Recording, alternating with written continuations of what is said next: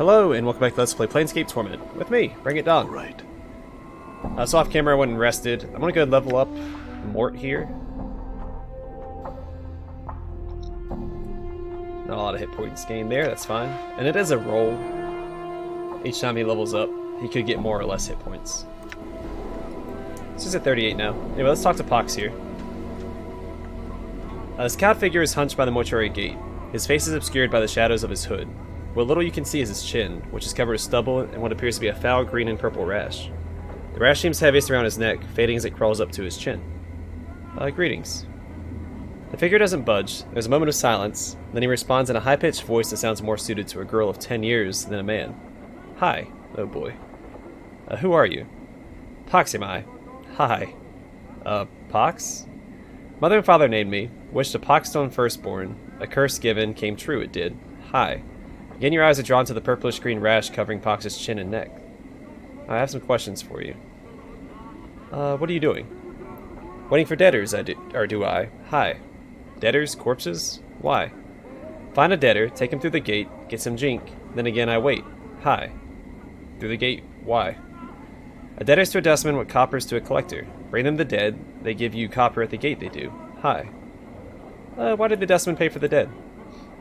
Streets clean, debtors put in their place, streets don't stink. Dead aren't lost, kept inside gate. All happy. Hi. What do the dustmen do with these debtors they buy? Haul debtors inside gate, put them on slabs, cut them up, bury them, or make them walk. Hi. Sorry. Make them walk? Hi. They make some get back up. The debtor gives the dustman leave to, and the debtor becomes a skells or a zoms. Is the front gate the only way inside the mortuary? Hi. Only debtor or dustman go in gate, they do. You want Pox to make you debtor again? Oh. Again? Hi. Many time you ask, Pox always do. How many times exactly? Many time. Hi. So we've met before. Hi. What do you know about me? You a debtor who don't stay debtor for long, hi. Deal square with Pox, you do. Do you know anything else about me? Alright, same sentence. Do you know anything else besides that? No, he does not. Alright, other questions? Do you know someone named Farod? Hi, Farod Collector. Farod. Collector big. Name has weight, casts long shadow it does. Hi. Do you know where I might find him? Hi, in the Hive there, he is. Somewheres, hi. Can you be more specific? Hi, somewheres in the Hives he is. Farod hide he does. Very hard finding he is. Not worth finding he is. Not worth finding? What do you mean? Hi, many hates him. Other collectors even. Sharegrave hates him. Not like Farod at all, hi. Sharegrave? Hi, Sharegrave big name. Carry weight, okay. Tell Pox what to do, he does. Would your boss, the Sharegrave, know where Farod is? Updated my journal. Hi, Sharegrave knows darks, he does. No Farod a hiding, he does. Sharegrave in Ragpicker Square, many blocks west of here. Hi. Say Sharegrave that Pox send you. Tell him. Sharegrave becomes Share Copper with Pox, he will. Ragpicker Square west of here? Alright, I'll go look for the Sharegrave there then. Alright. Alright, then there was a, What's up? Sure, why not? Done. There she is. Ingress. I haven't talked to her yet either. Come here.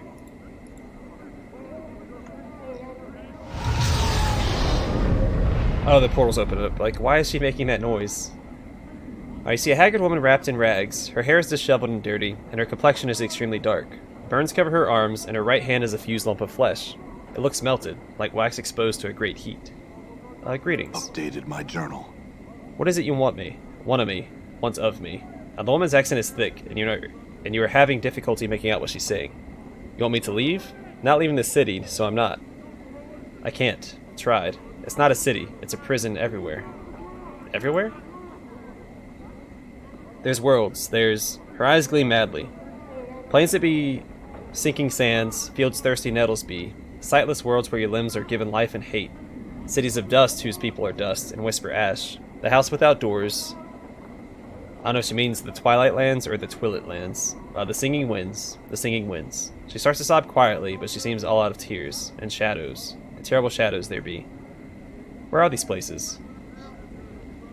Where's? Where's them places? She flings the lump of her right hand in an arc, gesturing at the cityscape. They's all here be. Doors, doors, here to everywhere. Doors? You're not knowing this? She squints at you and her teeth start chattering. Tell you I will. They wear every space you walk through or touch in this thrice-cursed city. Doors, gates, arches, windows, big frames, or picture frames, sorry. The open mouth of a statue, the spaces between shelves. They wear any space bounded on all sides. All these are doors to other places. Now, what do you mean?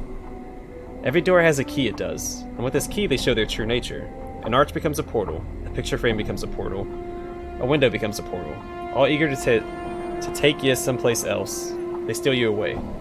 She raises the lump of her hand, and sometimes that's what's on the other side takes part of you with it as a tithe. Or tithe. I think it's tithe. What are these keys? The keys number as many as the doors of this city. Every door a key, every key a door. Her teeth start chattering again as if she is cold. And a key is anything. It may be an emotion, an iron nail held between your second and fifth fingers, a second thought 3 times, then thought once in reverse, or maybe a glass rose. And these are all keys to open these doors. Updated my journal. Yes. Her teeth start chattering and she clenches her mouth closed and squints her eyes. Yes. Can't leave. Can't leave. But how did you get here? Updated my journal. She seems to calm slightly and her eyes take on a 1,000-league stare. Came from a place else from here, almost a life ago. Hummed a tune by a glade with 2 dead trees that had fallen together. A brilliant door opened into space, between the crossed trees, showing me the city on the other side. I stepped through, ended here. Why can't you go back? Tried. She tries to sob again, but no tears come. Tried. All doors here lead to other places. She shudders and grips her melted right hand. Went through thrice 10 portals, some a purpose, some a accident. None of them right. Can't find way back. There must be a portal that can take you back. Can't even leave here, this square. And there, the place of death behind the gate waits for me. She points to the mortuary behind the gate, then turns back to you, her face desperate. Can't go anywhere in this city. Can't go anywhere, what do you mean? Anything could be a door. Any arch, any door here could be a portal. Don't know the key. Could get us sent to another horrible place. Her teeth start chattering again. Got to stay away from the closed spaces. All could be doors. Could have a key on me, and I not be knowing it. You're afraid to go through any door or arch because it might be a portal. She nods, her teeth chattering. How long have you been afraid of this? She squints. Since the last time I walked through the last portal, the place where my hand, she stops. Since my 10th turning, I'm in me 4th 10th turning now. Or turning that now. Jeez. Her teeth begin chattering again. Her dialogue's so hard to read. 30 years? You haven't walked through any door for 30 years. Her vision seems to clear slightly. She looks up at you, her teeth still chattering.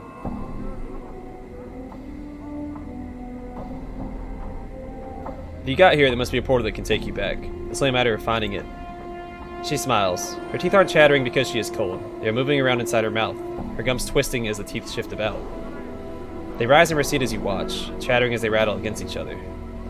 What? She hisses at you. Only takes one portal you steps through an accident to drive the fear into you. I went through thrice 10, lost my hand, burned my flesh, and lost my senses. She looks at her feet. No more, no more.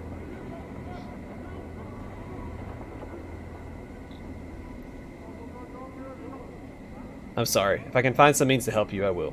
Farewell. Updated my journal. That's interesting. Done. Alright, so we are going to...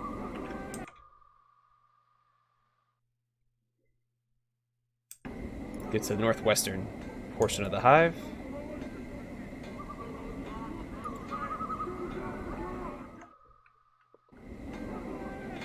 So I believe this is where the marketplace is at. I'm gone. Hey, Cutter! Come here! Come on in and sleep it off! Have a good one! Let's talk to Porphyrion here. Every inch of this man's skin is covered in a web of black lines. It's as if some artist chose to accentuate every crease in his flesh with a quill pen. The overall effect is such that even when his face shows no expression, he appears to be frowning. Greetings. This one has a name. This one is called Porphyrion. The man's voice is like a gong. As he speaks, the lines on his face bend and settle into a series of spherical patterns. This one would know. Why do you address this one? I want to ask you some questions about the city. This one would have you know, this one cannot answer your questions. Lines on his face twist into angles, then split into a mess of scribbles. This one has only recently stepped foot in this place of walls. Alright then, but I have to ask you this. Why do those lines upon your face move? The lines show anger. Do you take the offense? Or do you take offense? The lines slowly straighten, forming into gentle curves. No offense was meant. Will you accept the many apologies of this one? No offense taken. Why are you angry? This one tells of event recent. Did you know this one was beset by 3? The 3 demanded an item of this one. This one feared an attack. What does this one do? This one surrendered the item. Well, you're right to be afraid. If there were 3, then they might have killed you had you not given up the item. This one has been misunderstood. The lines on his face become angled, then smooth into curves again. This one did not fear being killed. This one feared killing the 3. Well, if you could have killed them, why did you let them rob you? This one walks the path of a warrior. Many weapons have walked with this one. The fist, the blade, the stave, the hatchet, the smiter. These tools are all known to this one. That's not much of an explanation. Again, if you're a warrior with that much training, why let them rob you? This one is forbidden to attack. Lines ripple across his face as he speaks. If this one had struck at the 3 in anger, the vow of non-violence would be unmade. Vow of non-violence? You're a warrior and a pacifist? This one is unfamiliar with your speech. What is this pacifist? Never mind. Why did you train so much if you're not permitted to attack another? This one is of the Order of Ert Ag. We await the final days, where all will be called to battle. The training and skills of this one, they are to be kept silent until then. In the meantime, you'll let yourself be robbed in the street without defending yourself. This one will clarify. The item is of value. The discipline of the Eret Ag is of greater value. Since you won't fight, any chance you could talk these thieves into returning your item? This one addresses the 3 thieves. What happens? The requests of this one are met with scorn. The 3 will not return the item. I could go see if I could get the item back for you.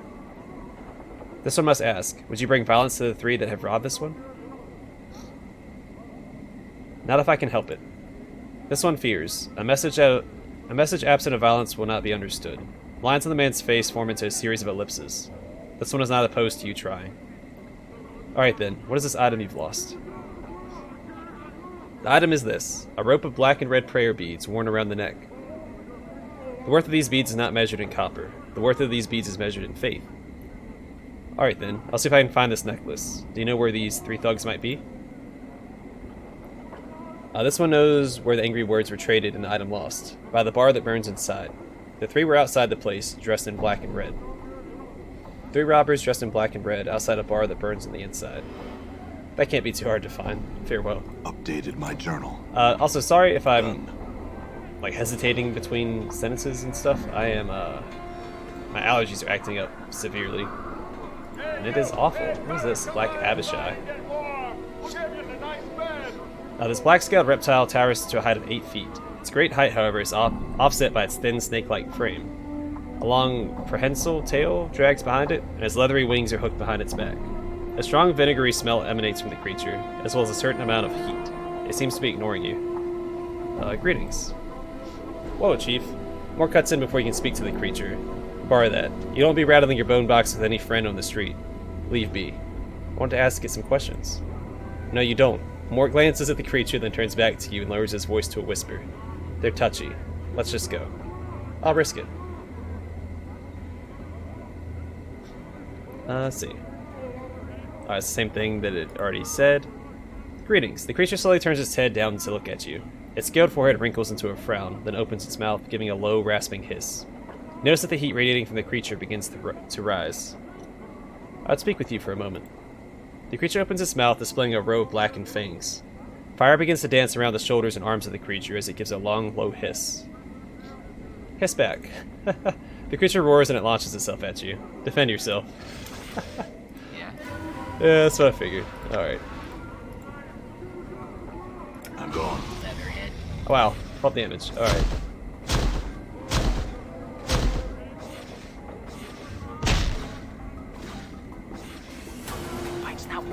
Die. Mike's not working. Mike's not working on this thing. Mike's not working on this thing. Alright. My jaw is hanging on by a thread. Would you give me a hand? I think we're gonna win this.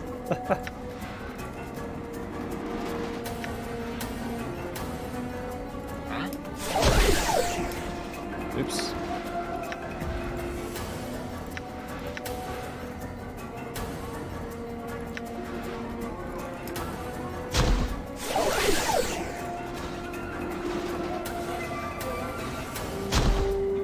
My jaw is what? Good as done. Oh, you alley-bred dog. Damn. Mike's not working on this thing. So this target is immune to one of our weapons. I'm assuming it's immune to Mort's weapon. Okay.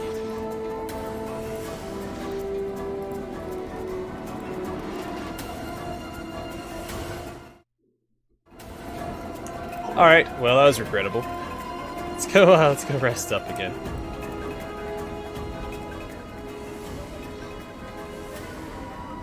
Maybe when I become a mage I can take that guy on. Done. Yeah, I think he was immune to Mort's attack. Rest here a few All right. times.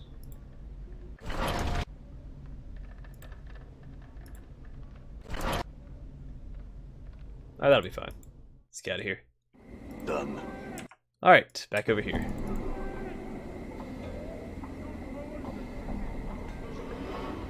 Yeah, I don't know, my allergies hit me real hard this morning. I'm struggling.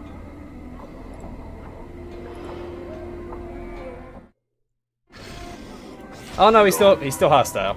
Alright, let's just run.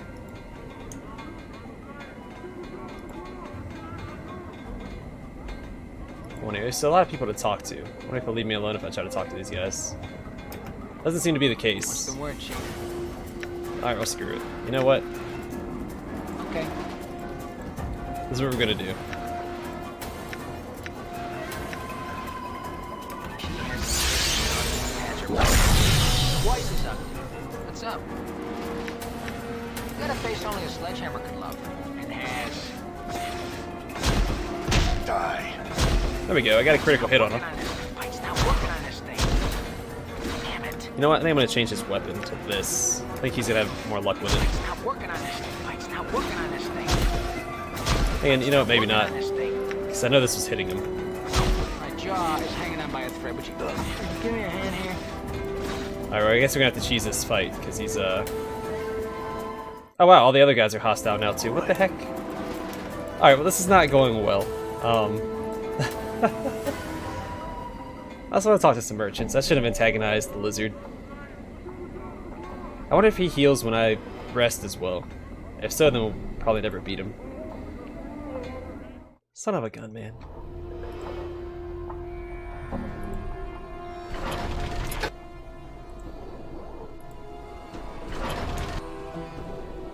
Let's get Mort up to full health. So I have to fight him again. He only does like 2 or 3 damage to Mort per attack. You know what, I'm gonna go and level up here. One characteristic point. Alright, let's get and put it into intelligence here. Alright. Man, alright. Well, this episode is gonna be super exciting if this guy keeps attacking me. But I wonder if I start a conversation if it'll stop him from attacking me. Actually, it looks like he's gone. Let's talk to Molt. This man appears less dour and wary of passerby than the people around him. He moves with an upbeat gait, casually scanning the ground to either side of him as he goes. As you approach him, he nods a friendly greeting. Greetings. Hello, Cutter. Say, you seen any debtors about? None nearby, no. I had some questions. Too bad, too bad. He shrugs. Had some questions, did you? Ask away, then. What are you looking for? Debtors, of course. Don't you recognize the robes of a collector? He grabs a hold of the cloth and holds it up for your inspection.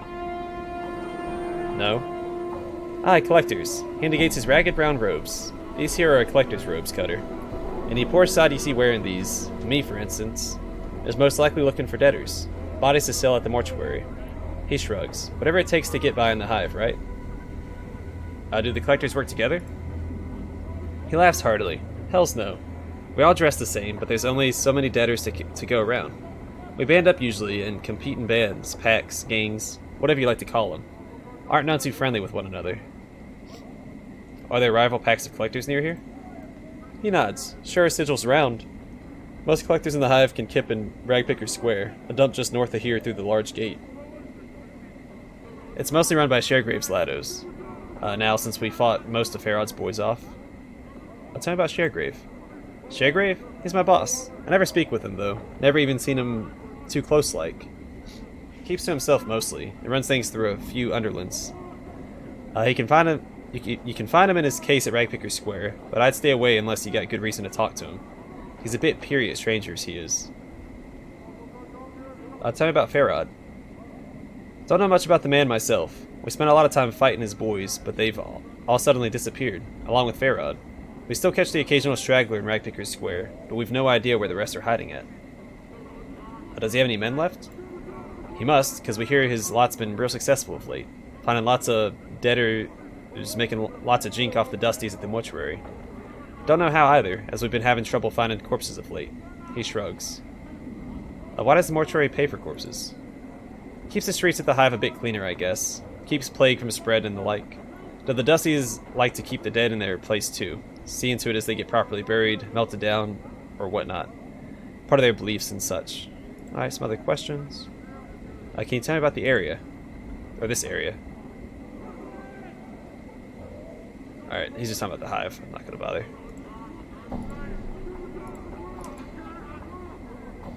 Alright. Alright, so what's this place? The Flop House? Oh no, he's still alive.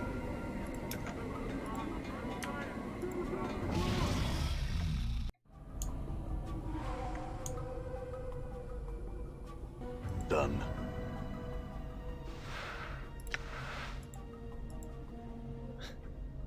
Be hunted by that lizard for the rest of my life. It's like the Nestor. You see an aging man in soiled and tattered clothes, frantically pacing in the corner. His shock of filthy white hair sticks out in every direction, and his face, encrusted with dirt and streaks of dried blood, is covered with gray stubble. Every few seconds he stops pacing and flails about suddenly, muttering and cursing as if assaulted by some unseen foe. He does not seem to notice your approach. Greetings. At the sound of your voice, the old loon whirls about to face you, his wide staring eyes bulging in their sockets. He regards you for a brief moment, then returns to his raving. No, no, no. It's not you, hoo-hoo, but soon. Yes, soon. Who are you talking to? The old man seems oblivious to your presence. Hoo-hoo-hoo. You'll come. Yes, you'll come, and old Nestor will be waiting. Are you alright? No. Nestor's face turns beet red and his whole body shakes in protest. My fork. Can't leave without my fork. Hoo-hoo. Fork, fork, fork. Your fork? Fork, fork, fork. Can't go home without my fork. Nestor's frenzy reaches a violent crescendo. He begins hopping up and down maniacally. Anyway, then suddenly stops, lowers his head, and runs headlong into a large wooden cupboard that stands against the back wall of the flop house. The force of the impact knocks the old man flat on his back. After a few seconds, he stands back up, a dazed expression on his face. Gone. Stolen. Can't go home without my fork. Stolen, you say? Who took your fork? Nestor stares at you for a long moment, then begins rummaging through the pockets of his filthy tunic. After a few seconds, he produces what appears to be a dismembered ear. Judging by the stench and color of the ear, you'd wager that the old loon has been toting it around in his pocket for some time. You have my fork, don't you? Don't you? Hoo-hoo. He holds the ear close as if speaking to it. Bring back my fork. Maybe I can help you. Waiting. Hoo-hoo. He shakes the ear violently as he shouts into it. Until you bring it back, then I can go home. Right. I'll try to find your fork then. Farewell. Updated my journal. So there was that guy outside named One Ear, so he might have the fork. Alright, one moment. Alright, my coffee got very cold sitting there. Ugh, that's gross. Alright, you see the tall figure of a creature standing before you. The lower portion of its body resembles that of a goat. However, just above its powerful forelegs, its shape takes on a more human appearance, with a man's torso, arms, and head, all of which are covered in polished armor. The creature's eyes are closed and it appears to be sleeping. Greetings. The creature snorts briefly, but its eyes remain shut. Apparently it is not a light sleeper. Let the creature sleep. Okay. Oh, Arlo. I didn't see this guy. You see a short, balding man standing in what serves as the foyer to this ramshackle flophouse. His bushy brows are furrowed in concentration as he picks at what appears to be scabs on his large, bulbous nose. Greetings. The man does not bother to look up. Instead, he continues to stare cross-eyed down at his nose. Yeah, what do you want? Had some questions. Well, ain't that nice? He flashes you a sarcastic yellow-toothed smile. And I'm sure you'll find your answer someday, but I've got some business to run. So if you don't want a bed, then I suggest you pike off. I see, can I have a bed then? Sure you can, Burke, if you got the jink for it. Nobody puts up here for free, except old Nestor over there. That's only because no one's alcoved enough to mess with him? I don't know what alcove means. Anyway. Very well, how much for... Oh yeah, tell me about this Nestor. Nestor's that barmy old sod in the corner there. He hacks a thumb over his shoulder toward the back of the room. Watch your step around him, Burke. He's not right in the head. Always rattling his bone box about his fork and all. I wish someone would do us a favor and get rid of him. Gets rid of him. There we go. Why don't you get rid of him yourself? You don't think I've tried? I have. Look what I gets from the effort. He leans his face forward and points at the bleeding scabs on his nose. The barmy sod nearly bit me nose off. I can get rid of him for you. I'll tell you what, Cutter. If you can get rid of him for me, you can stay here for free as often as you like. Deal? Fair enough, I'll do it. Updated my journal. Well, then don't just stand around gawking. Gets to it. He immediately returns to his scab picking. Can you see I'm a busy man? Alright, well I'll find his fork for him. And that'll, I'm gone. I'll really take care of that. Mar? Your first impression of Mar is that he needs a long bath, preferably away from any creature that has any sense of smell. You can almost see the stench waft from his body in the sinister yellow tendrils. He motions towards you frantically in an effort to get you to come over and talk to him. Approach this person and hear what he has to say. A look of excitement crosses his face as you approach. Thank you for stopping. My name is Mar, and I have a favor to ask of you. I'm listening. 'Tis a matter of life or death. I must be delivering this here box, or it'd be me head for sure. 'Tis me bad luck that I twisted me legs somewhere fierce. Or something fierce. So will you help me out by delivering this box for me? I'll deliver the box for you. Mar slowly takes out a small box from within the recesses of his ragged clothing. For the briefest of moments, you see a look of regret cross his face. Then it is gone, as he looks at you and hands you the box. A slight shimmer surrounds the box as both you and Mar touch it. A sigh of relief is heard as Mar releases the box into your care. What now? This be needing to be delivered to Kuatra. He can usually be found somewhere down in the southeastern section of the Hive. Oh, unless you try to say I didn't warn ye. Whatever happens, don't open the box. And don't leave the Hive with the box. I'll be off with ye. Okay, I'll be back when I deliver the box. Farewell. Updated my journal. Oh, it's another one of those lizards. Done. But he's not hostile, so... Hey, Cutter, I got a good place for you to stay. Come inside. So here's one ear. You see a shady-looking fellow standing before you, picking his teeth with what appears to be a tiny metal fork. Look at that. His chest is covered by patchwork armor adorned with large spikes, and a long knife hangs at his side. You notice he is missing his right ear. Greetings. Updated my journal. He regards you coolly from the shadows as if sizing you up. I said greetings. What's the matter? Your other ear not working? The one-eared tiefling scowls at you threateningly. Pike off, Burke, or I'll have your guts for garters. If it's garters you're after, I just happen to have a pair. Your mother left them in my bed last night.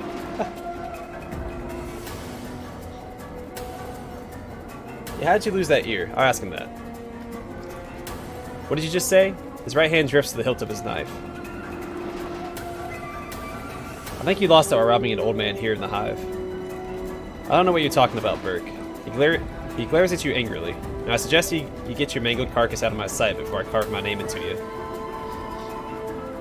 Certainly, just give me the fork you stole from him and I'll be on my way. The flash of movement too quick to follow, he whips his knife from its sheath and begins waving it menacingly before you. Why don't you come and take it from me, Burke? Why don't you put that blade away before you get hurt? Yeah, sure. You sure do have a sharp tongue, Burke. I think I'll just cut it and feed it to you. He lunges at you, his knife leading the way. Defend yourself. Huh?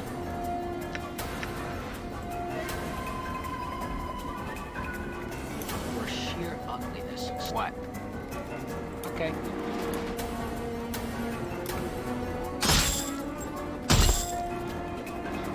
Alright, as long as the other lizard doesn't come over here, we should be okay.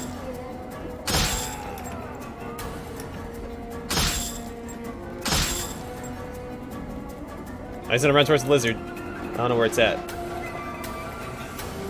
Great, more thugs to kill. Damn it. Damn it.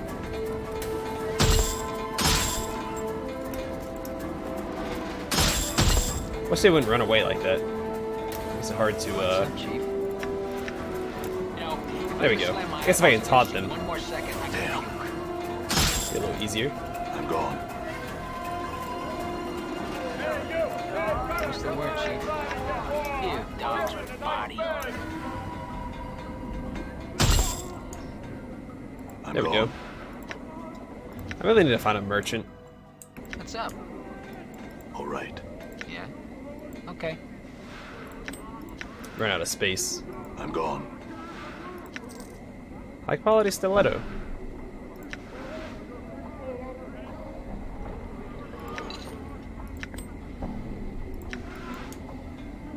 Done. Huh? Sure, why not? Done. Alright, let's get back in here, see if we can get rid of that guy for the owner of the flop house.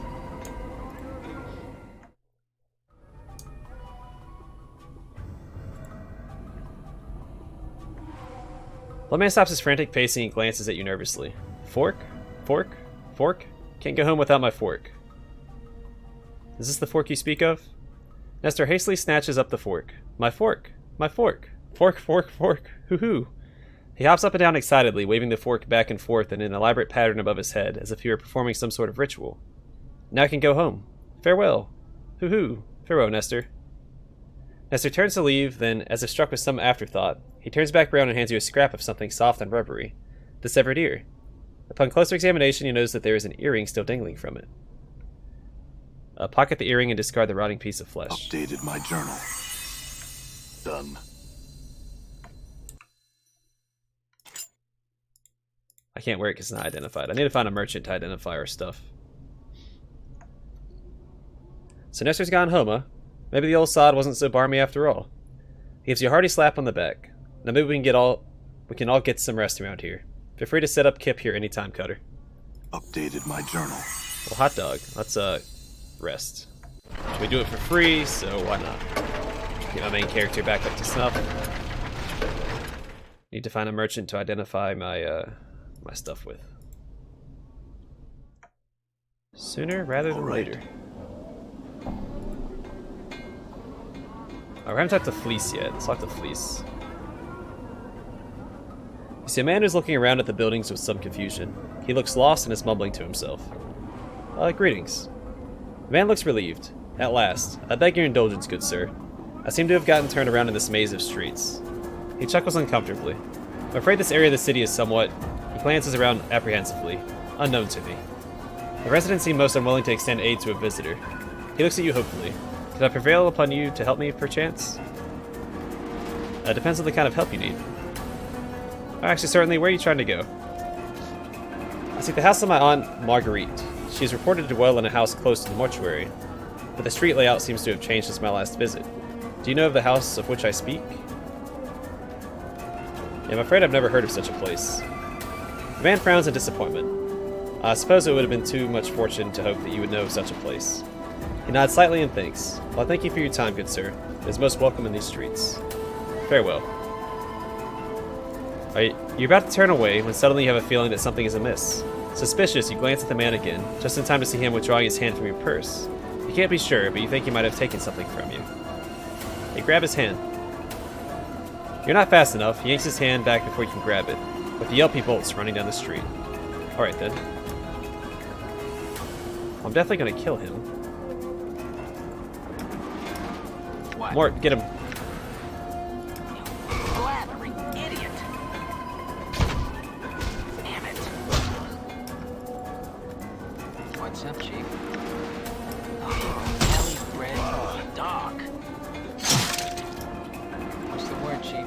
good as done.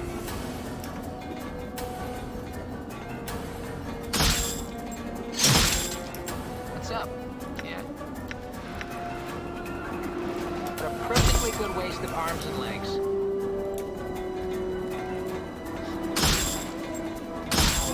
Huh? What? Alright, get him. Missile. Alright, nothing to it. Still have a bunch of junk in my journal. I really need to find a merchant. I will get rid of you. And this rusty dagger.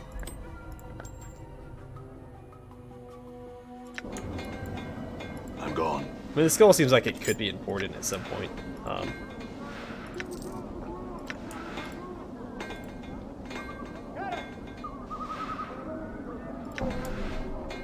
just not sure. Southwestern and Right Pickers Square. I don't remember where the marketplace is at. I think it's to the southwest.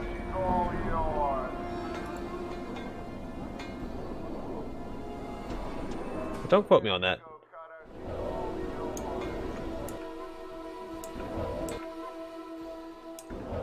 Done. This episode's about done anyway, but...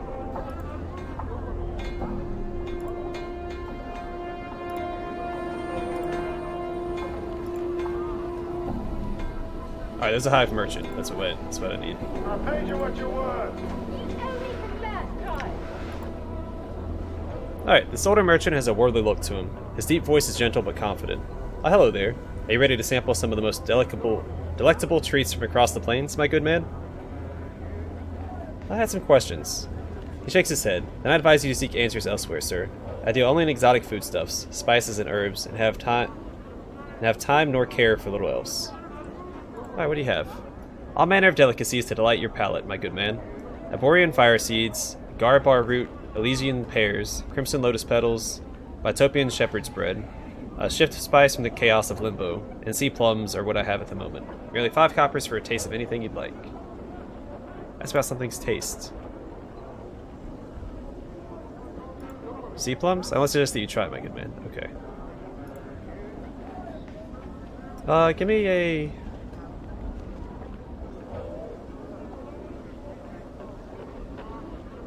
Let me try the fire seeds. Those sound good. Don't swallow them. Simply spit them out when they finish tingling. He smiles and offers you a handful of small red seeds. Pop them in your mouth. The seeds, sweet and tasting faintly of cinnamon, become warm and tingle in your mouth. It takes a moment for you to realize that they've actually burst into flame. Soon, however, the sensation dies out and you spit them into the gutter. Alright, then that's fine for me. I'm gone. Alright, and they found a merchant that deals in stuff that I want to sell. The seedy looking fellow is quick to spot you looking at him. Hey Basha, get over here. Come and see what I got for you. He winks and waves you over. What do you have to offer me? Alright, so this is my inventory. Invokes aid. Let's procure a pack of whispering motes, a form of healing powder commonly used by the... yeah, whatever.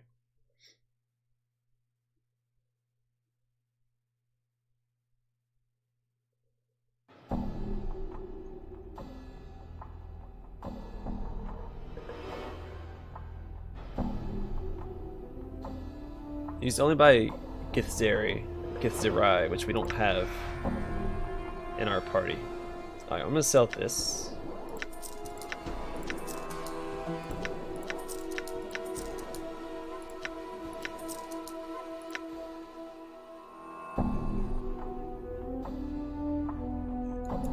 Oh, oops, there we go.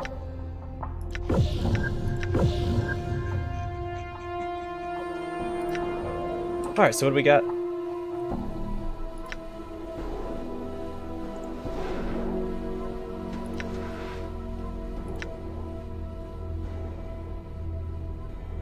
I can't wear it. Alright.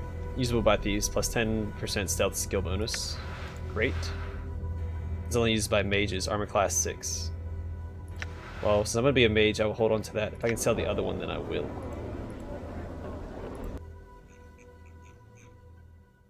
I'll get rid of the obsidian earring for now. Maybe not, because there is a thief you get later on.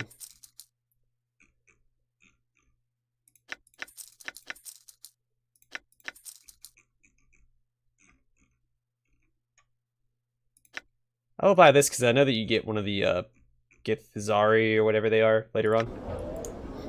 Alright, I'm going to call the episode here. Off camera, I'm just going to run to the merchants and try and take care of my inventory and see if there's anything worth buying. I tell you what, Cutter, that'll do you, your business. Anyway, thanks for watching, and I hope to see y'all in the next episode.